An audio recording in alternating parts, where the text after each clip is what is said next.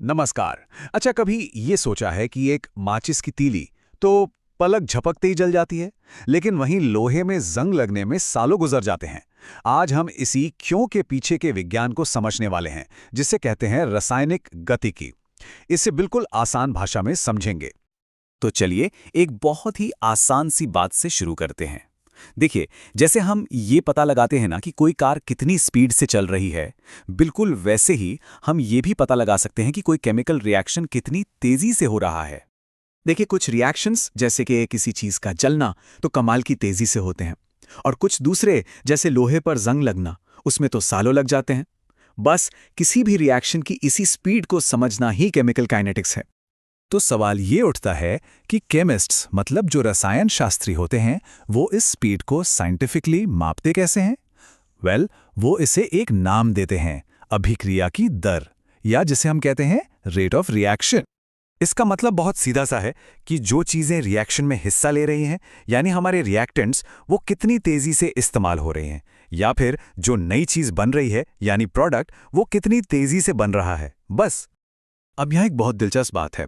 जब हम रिएक्टेंट्स की बात करते हैं ना, तो फॉर्मूले में एक माइनस का निशान लगाते हैं। क्यों? क्योंकि सीधी सी बात है, समय के साथ उनकी मात्रा तो घट रही है। और बस इसी लॉजिक का इस्तेमाल करके हम किसी भी केमिकल के लिए रेट एक्सप्रेशन लिख सकते हैं। जैसे मान लीजिए कोई रिएक्शन है, 2A से प्रोडक्ट बनता है, तो बस इसी तरीके से उसका रेट लिखा जाएगा। चलिए अब थोड़ा और आगे बढ़ते हैं। अब देखते हैं कि वो कौन सी चीजें हैं जो इस स्पीड को असल में कंट्रोल करती हैं। और ये हमें ले आता है रिएक्शंस की स्पीड की ऑफिशियल रूल बुक पर, जिसे कहते हैं रेट लॉ। ये जो दिखने में इतना सिंपल सा इक्वेशन है ना, यही हमें बताता है कि रिएक्शन की स्पीड उसके रिएक्टेंट्स की मात्रा या कह लें कॉन्सेंट्रेशन पर कैसे डिपेंड करती है। यहां पर जो सबसे जरूरी चीज है वो है रिएक्शन का ऑर्डर। ये जो एक्स और वाई आपको दिख रहे हैं ना, ये वही हैं।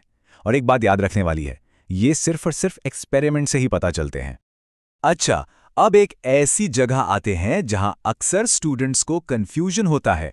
लोग ऑर्डर को मॉलिक्यूलैरिटी से कंफ्यूज कर देते हैं।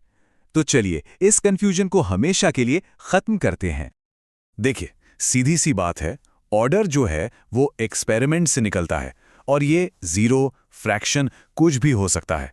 वहीं दूसरी तरफ मॉलिक्यूलैरिटी थ्योरेटिकल है, मतलब हम उसे इक्वेशन देकर बता सकते हैं, और ये हमेशा एक होल नंबर होती है, 1, 2 या 3। ठीक है, तो अब जरा दो सबसे जरूरी रिएक्शन ऑर्डर्स की बात करते हैं, जो है जीरो ऑर्डर और first order. Zero order reaction ना बड़ा ही अनोखा होता है। इसकी स्पीड एकदम कांस्टेंट रहती है, मतलब इस बात से कोई फर्क ही नहीं पड़ता कि रिएक्टेंट कितना ज्यादा है या कितना कम। तो जाहिर है इसकी जो हाफ लाइफ है, यानी वो टाइम जिसमें आधा रिएक्टेंट खत्म हो जाता है, वो इस बात पर पूरी तरह डिपेंड करती है कि हमने शुरुआत में रिएक्टेंट लिया कितना था। अब आते हैं फर्स्ट ऑर्डर रिएक्शन पर। ये थोड़ा ज्यादा लॉजिकल लगता है। मतलब अगर आप रिएक्टेंट की कॉन्सेंट्रेशन को डबल करेंगे तो रिएक्शन की स्पीड भी डबल हो जाएगी। सिंपल। लेकिन जरा इसकी हाफ लाइफ के फॉर्मूले को ध्यान से देखिए। क्या इसमें कहीं भी इनिशियल कॉन्सेंट्रेशन मतलब शुरुआती मात्रा का जिक्र है? नहीं। और ये एक बहुत बहुत बड़ा टेक अवे है कि फर्स्ट ऑर्डर रिएक्शंस के लिए, जैसे कि radio active decay, half life हमेशा हमेशा कांस्टेंट रहती है। और पता है, इसी वजह से कार्बन डेटिंग जैसी तकनीकें काम कर पाती हैं। तो हमने काफी सारी बातें समझी।